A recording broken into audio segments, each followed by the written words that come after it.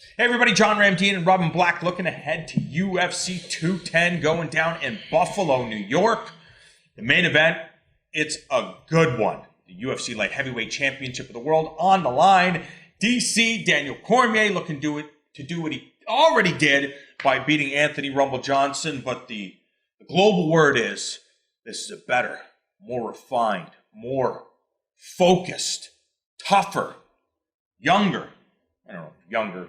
Not younger than he was last time. He's actually older. Yeah, he is younger than Daniel Cormier. And because of people feel it's AJ's time. Yeah. We'll find out. Cormier's good, man. Cormier is so good.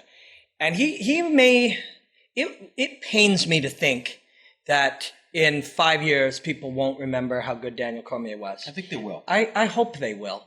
We'll work hard to try to help that happen and make sure that happens. Winner. One time he lost. One time to another guy who came on in round 5, and he wants that back. But he has to fight this guy. And he beat him already, but he's coming at him hard. So here's our issue.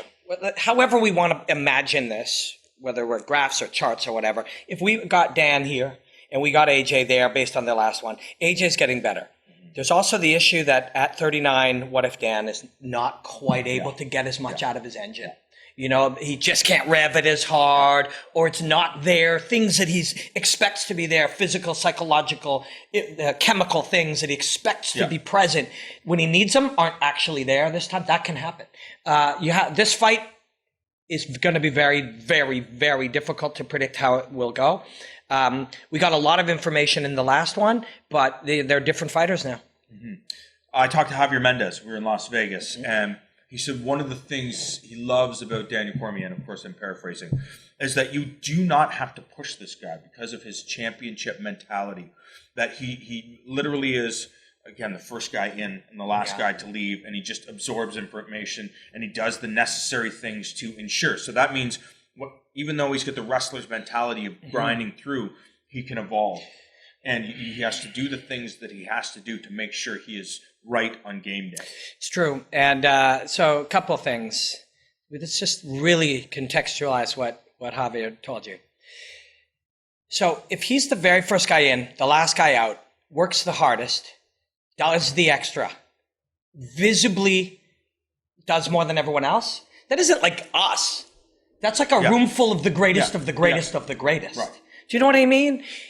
We're talking about Cain Velasquez. We're talking about Khabib Nurmagomedov, Luke Rockhold. Well, he's outworking them. Yeah.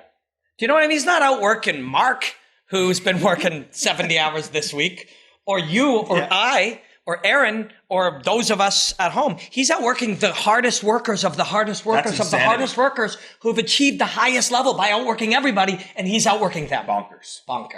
And so that is something very, very frightening. And something very inspiring. And you really believe that when Javier's saying that there's very few special individuals like Cormier, and he goes, I've worked with them all. I've worked with champions. It's a sea of things. This guy just... His level of understanding is beyond everything else. He goes, his brain, again, paraphrasing, that his intellect just allows him to achieve. And you build on that too. That leads to being even better. With him? Yeah. You know what type of guy he is? Dan is man, everybody who was around Dan Cormier also loves him. I told this story before, but I was down at Fox Studios. I spent the day down there with Steve Becker, who is the boss of Fox and UFC on Fox, and getting to know that team on the chance that I'll contribute to them in the future. So I spent the day there, and when Dan came in, I spent 1.5 days there actually, and when Dan came in he drove into the Valley. It's all catered, of course. There's a staff of 18. Dan drove down into the Valley probably close to an hour each way to go get chicken for everybody. Awesome. Because he loves that chicken and he knew his teammates would love that chicken. This guy was a guy at the time who was just training for AJ when it was going to be in Toronto. So he's training. Within his day, he was the type of guy who, even though they're going to eat, who's like, everybody's going to love this. He drove into the Valley an hour each way to go buy chicken and stuff for the team. And everywhere Dan goes, everybody loves him, which is why it's so weird, and also probably weird to him, why there's like a corner of the audience that boos him. Because it's so weird to me too, because this is one of the greatest fighters we've ever seen. Every human being who's ever met him loves him. He's funny as hell. And yeah, it's And if odd. you know his backstory, this guy lost a child. Yeah, and to be able to climb back out of that to achieve success for his family and him is friggin' remarkable. This, however, there's certain realities when you think about this fight. And even though we love Daniel Cormier, and we know that he can achieve the things that he can achieve, and he can give you spectacular performances like he did against John Jones, against Alexander Gustafsson, there seems to be a different level of danger, just like when we were talking about the Jimmy Manuwa fight, Corey Anderson fight, a different level of danger now in Anthony Johnson. Mm-hmm. It's true. It's true. AJ is capable of generating force, and it's not just his athleticism or his attributes, but his technical skills are so good, and his ability to generate force is so powerful that even when something degrades, a system degrades through fatigue or error, he's still got that power. And we've been trying to dig through the evidence of what it is about his power and what it is about his ability to hurt you.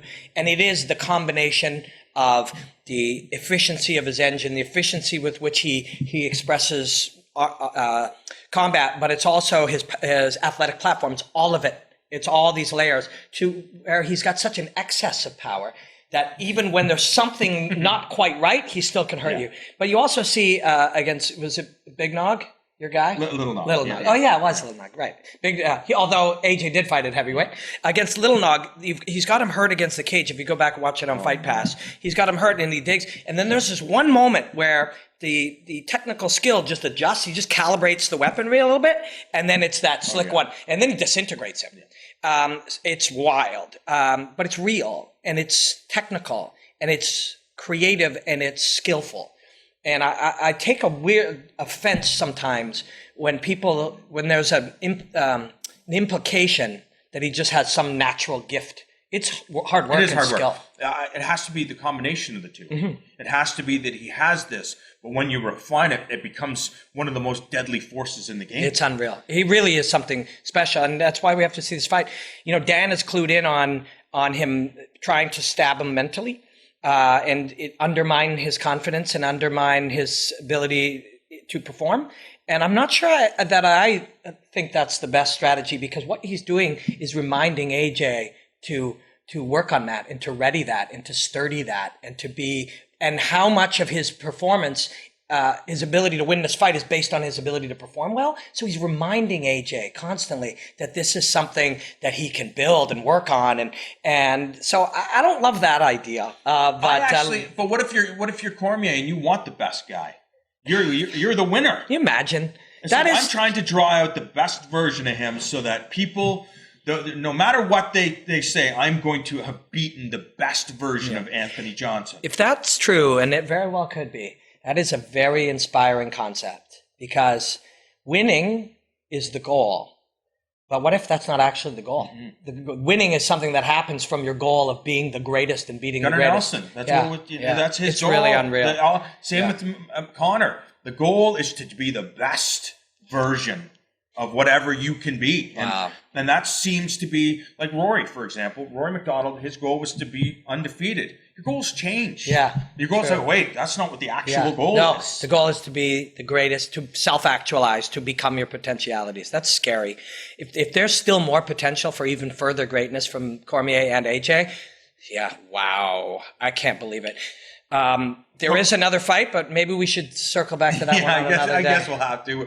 Yeah, we could ramble on about this for forever. Probably another 20 minutes. We will come back and talk about this a few more times in the coming weeks. I can't wait for this. And the fight he's referring to, the former middleweight champion Chris Weidman taking on, well, we love Chris Weidman, but taking on Gegard Mousasi in a fight that just, I don't even know what's going to go on. But UFC 210, April 8th, the day after TKO 38 in Buffalo, New York.